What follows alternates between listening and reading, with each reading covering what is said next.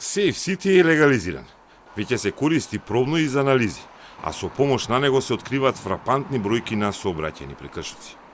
Иако го има во измените на Законот за безбедност за сообраќајот, кој е објавен во службен вестник, камерите од безбеден град ќе се користат за казни од нова година.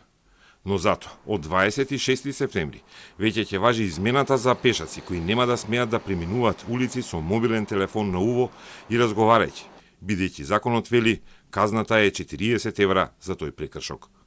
Пешакот е должен кога се движи по коловоз под услови утврдени со овој закон или кога преминува преку коловозот и велосипедската патека или велосипедската лента да се движи и преминува внимателно, без при тоа да користи електронски уреди, како што се слушалки во двете уши, мобилен телефон, таблет, смарт часовник или друг вид на електронски уред со кој би му се намалило вниманието додека го преминува коловозот и велосипедската патека или велосипедската лента.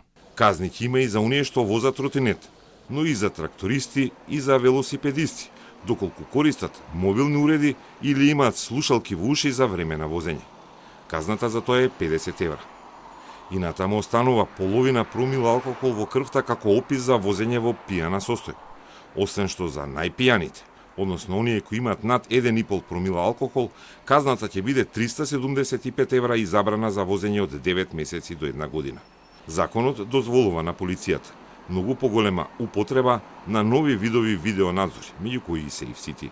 Полицијата е овластена да постави технички средства и уреди за снимање на јавни места на кои се одвива сообраќај и на кои може да се извршуваат прекршоци од областа на сообраќајот на патиштата, односно употреба на видеонадзор и системи кои користат напредна технологија со цел документирање на сообраќајните прекршоци, начинот на сторување, откривање на сторителите и следење на безбедноста и протокот на сообраќајот, согласно надлежноста утврдена со закон.